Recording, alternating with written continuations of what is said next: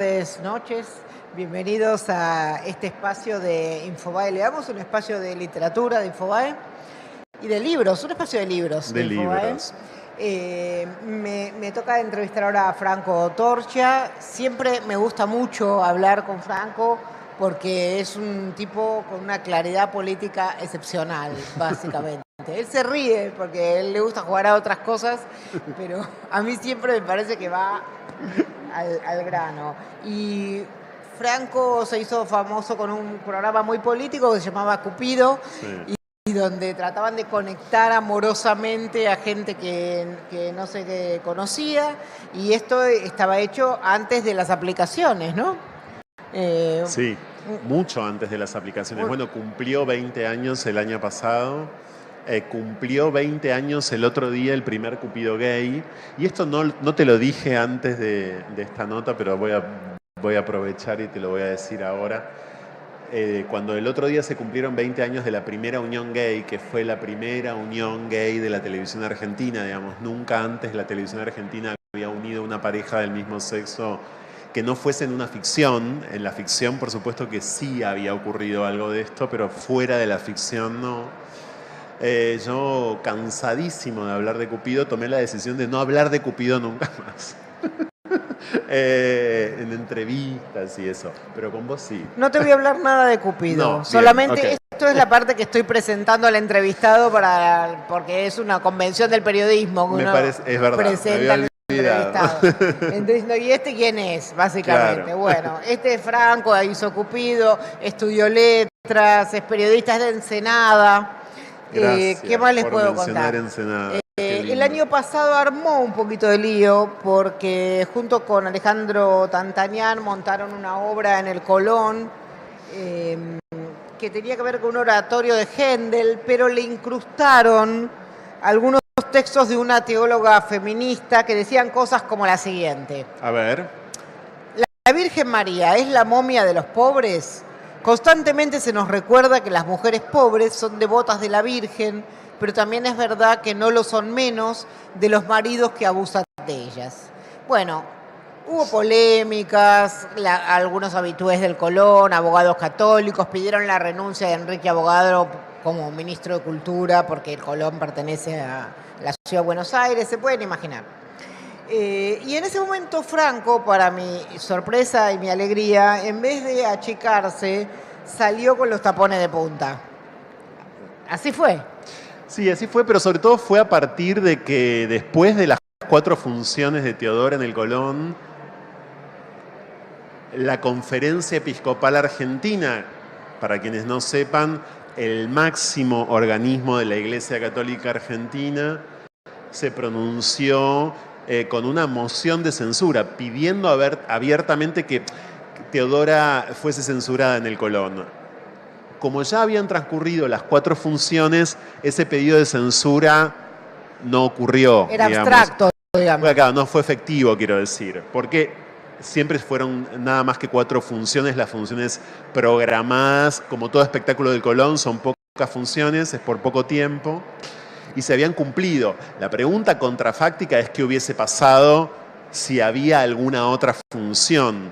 Y no solamente la pregunta contrafáctica es importante de lo que pasó con Teodora de Tantanian en el Colón, sino la siguiente cuestión, Pato, que es que el Colón sube sus espectáculos al canal de YouTube.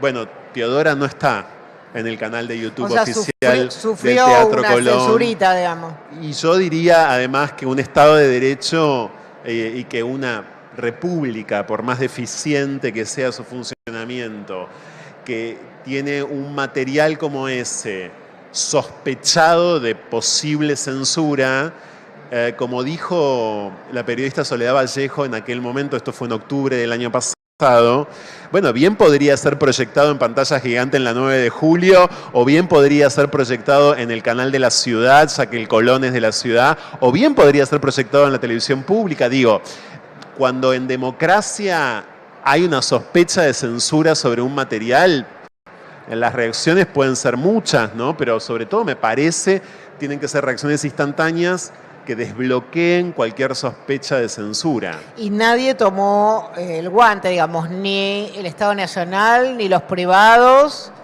ni nadie, porque también un canal privado lo podía haber dado. Lo podría haber dado un canal privado, por supuesto con bajísimo rating, pero lo podría haber hecho. No, la clase política argentina, toda la clase política, permaneció en absoluto silencio. Voy a hacer una única excepción porque corresponde, pero estamos hablando de una sola persona. Recuerdo un tuit de Gabriela Ceruti, que sí se pronunciaba, digamos, en contra del pedido de censura de la Conferencia Episcopal Argentina, pero estamos hablando de una sola figura política en todo el país. Lo que obviamente para mí ilumina, bueno, la situación tan imbricada del Estado argentino todavía hoy con la Iglesia Católica, ¿no? Acá una feria es una feria y ya ven que vamos a estar acompañados. Ahora estoy bien. Me parece que empezó una performance. Hay una, claro, para quienes nos están viendo en vivo por internet y no saben porque no se está viendo, hay una perfo que bueno, tiene una bandera, ¿la vamos a contar o no? Una bandera que dice abrazo al mal gusto. Ah, ok. Y hay un amigo mío en la perfo que es Andy Ruiz, lo acabo de ver. Y no sé de qué se trata, no tengo la menor idea. Esto es Puiguísima, que es la performance que estaba anunciada para la noche de la ciudad. Ok, porque, ¿cómo estás?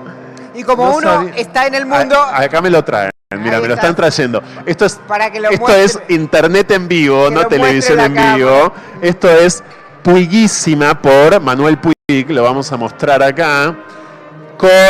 Claro, es una performance ideada y diseñada por la artista visual Flavia Darrín, que la conoces, obviamente, por Andy Ruiz, productor de arte, con textos de Malena Lowe, con Patricio Ruiz, que es un gran performer, que ahí debe estar, le mando un beso.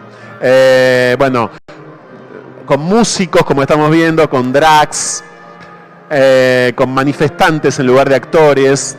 Y es linda la gráfica es bella. Así que bueno, eso entró en nuestra entrevista. Entró en nuestra entrevista la perfo, me parece bien. Sí, está. Hay un montón de amigos, está Guido Indig, hay un montón de amigos ahí. Voy a tratar de retenerlo un poquito para que... Justo estábamos hablando de censura. Claro. Y quiero decir algo más. Franco hace un programa de televisión que se llama No se puede vivir del amor. No, de radio, sí. De radio, perdón, sí. Y hace un par de años lo convencimos de poner alguna de esas entrevistas en un libro que editamos con la plataforma Leamos, que se llamó Orgullo y Barullo. Y yo en realidad quería preguntar un poco, el programa, según entiendo, empezó como en 2013. Sí, está cumpliendo 10 años, estamos transitando el 10º año ya de No se puede vivir del amor, el otro día festejamos. Y me preguntaba ese programa que tiene que ver con diversidad sexual, ¿cómo cambió en estos años? ¿Por qué era necesario en ese momento y ahora? ¿Qué temas había en ese momento y qué temas hay ahora? ¿Qué cosas se superaron? ¿Qué cosas volvieron? Etcétera. Bueno, cuando empezó el programa en 2013, Argentina, para pensar en leyes, tenía el matrimonio igualitario ya, ¿no? Y además ya tenía también incluso la ley de identidad de género en nuestro país. Pero, de todas maneras, por ejemplo, no tenía ley de cupo laboral travesti trans, que fue posible recién el año pasado. Pero independientemente de las leyes, que no son el único terreno para trabajar periodísticamente con la diversidad sexual, el temario en general era un temario en 2013 muy incipiente, el marketing diría muy de nicho, es decir, todavía eran temas que los medios grandes trabajaban cuando había un acontecimiento importante, ¿no? Pero que en general los ataques homofóbicos o las problemáticas propias de la diversidad sexual no tenían espacio en medios grandes. El programa de radio que hago yo tampoco es en un medio grande, es en una radio pública que está acá a la vuelta, que es la radio de la ciudad, y a las 12 de la noche es el programa, pero no lo hago acá. Pero sí fue un programa innovador en ese momento por lo siguiente, porque fue el único programa diario de diversidad sexual en una radio en el mundo. Y eso nos lo enteramos, nos dimos cuenta de eso cuando el programa tenía 1 año aproximadamente, no lo sabíamos. Pero claro, hoy estamos bastante acostumbrados no diría muy acostumbrados, pero sí bastante acostumbrados a escuchar de diversidad sexual, incluso reconocer que la sigla LGBT y sus variantes es una sigla que remite a la diversidad sexual, pero eso es un proceso históricamente muy reciente. Estamos hablando de que en muy poquitos años esa cuestión creció de forma exponencial en la Argentina y en el mundo. ¿Había tema para todos los días? Había tema para todos los días y pasamos muchos días repitiéndonos. ¿Qué es repetirse? Tener que estar detrás de la exclusión de las travestis y trans a diario, de la exclusión del sistema de salud, de la exclusión del sistema educativo, de la exclusión financiera, pero también de la expulsión de las familias. Ya con eso teníamos la posibilidad de hacer un programa diario libremente, digamos. Empezamos a pensar cómo tratar de no repetirnos demasiado, de no cansar, de cumplir con cierta dosis también de, si querés, divertimento, de tratar de entender que diversidad sexual no puede ser nada más que una denuncia permanente y un periodismo de víctimas permanente y un periodismo sangriento y en algún punto te diría amarillo permanente.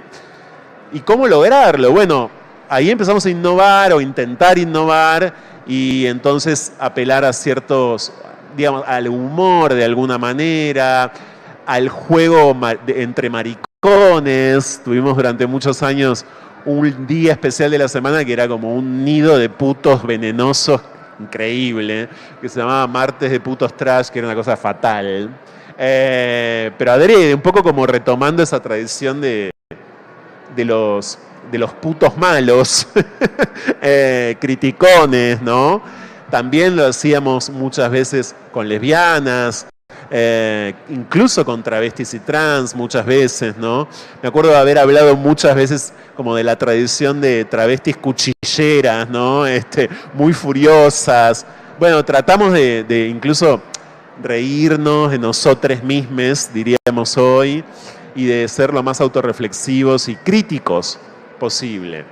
Pero también, bueno, 10 años, Pato, es un montón de tiempo, entonces fuimos atravesando muchos momentos y hace un tiempo que coincide un poco con la salida del libro que publicó Indie Libros, que nos abocamos más que nada a la reflexión, porque hace un tiempo que a mí me importa sobre todo poder pensar la diversidad.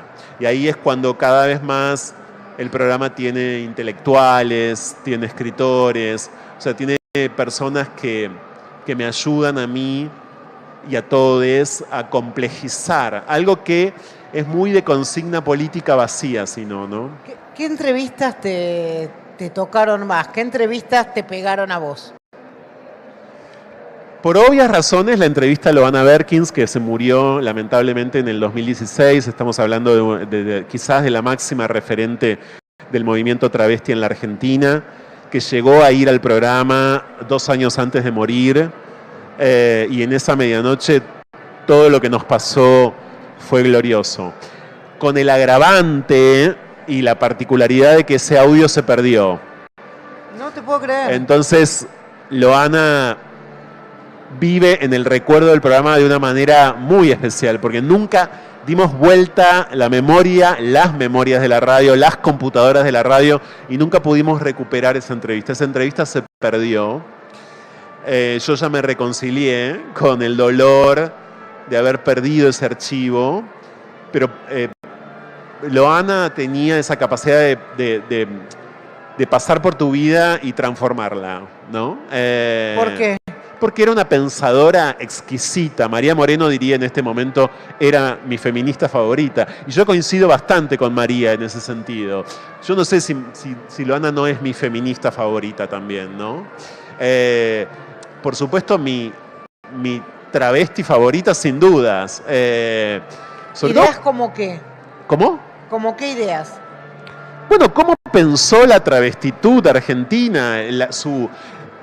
Loana articuló una defensa a ultranza de la identidad política travesti, que dicho sea de paso, es el mayor problema que tuvo el decreto presidencial del año pasado de la X en el DNI no binario. ¿Por qué digo esto que es el mayor problema? Porque quienes recuerden ese episodio y el acto de gobierno del año pasado al respecto de ese DNI, van a recordar que un activista no binario interrumpe al presidente de la nación, sale a escena, muestra su remera decía "no somos una X". ¿Y a qué remitió ese gesto en ese acto? A que la historia de qué letra debería tener el DNI en la Argentina es una historia cargada de sangre, cargada de importancia y en la que Loana Berkins ha sido decisiva. Porque hace 10 años, hace exactamente 10 años, cuando la Argentina discutía la ley de identidad de género, Loana y otro montón de travestis pedían especialmente que el DNI, había una moción fuerte para que el DNI incluyera la letra T de travesti una vez que la ley de identidad de género fuese aprobada. O sea, que el DNI pasase a tener la M de masculino, la F de femenino, la T de travesti. Eso no se logró, obvio, ya lo sabemos, pero no se logró. Pero eso tenía que ver estrictamente con que la identidad travesti, la historia de las travestis en la Argentina, es una historia demasiado densa como para borrarla o intentar borrarla de un plumazo con cualquier decreto o con cualquier medida atolondrada, diría yo, en este sentido. Cuando Loana tantas veces decía, si volviese a nacer, elegiría ser travesti, eso lo vemos mucho hoy en redes sociales, en un montón de fragmentos muy viralizados a esta altura y demás. Lo que estaba diciendo es que ni las identidades trans, ni ninguna otra identidad desarrollada, digamos, políticamente con el paso del tiempo, podía licuar la identidad travesti, que en la Argentina es realmente una identidad política, a diferencia de lo que significa la palabra travesti en Brasil, o a diferencia de lo que significa incluso el término travesti en España, que es sinónimo de transformismo, de transformismo concretamente, es decir, incluso de drag queen, diríamos hoy, o de drag kings también. Entonces, ella pensó la especificidad local de lo travesti o de la travestitud. Y esa teoría travesti es Loana Berkins. Es decir, Loana fue una teórica. Y fue una teórica completamente nuestra. Y por supuesto generó un vacío con su muerte muy difícil de llenar. Ahora el movimiento travesti trans está bastante reconfigurado. Pero durante muchos años estuvo muy, pero muy, yo diría, sí, vacío y acéfalo en algún punto, ¿no? Les dije que Franco era un pensador político agudo y siempre termina Lo digo, estoy haciendo citando a Loana. Así bueno, que, les agradezco mucho estar acá. El tiempo que es cortito, ya estamos. Sí. Así que bueno,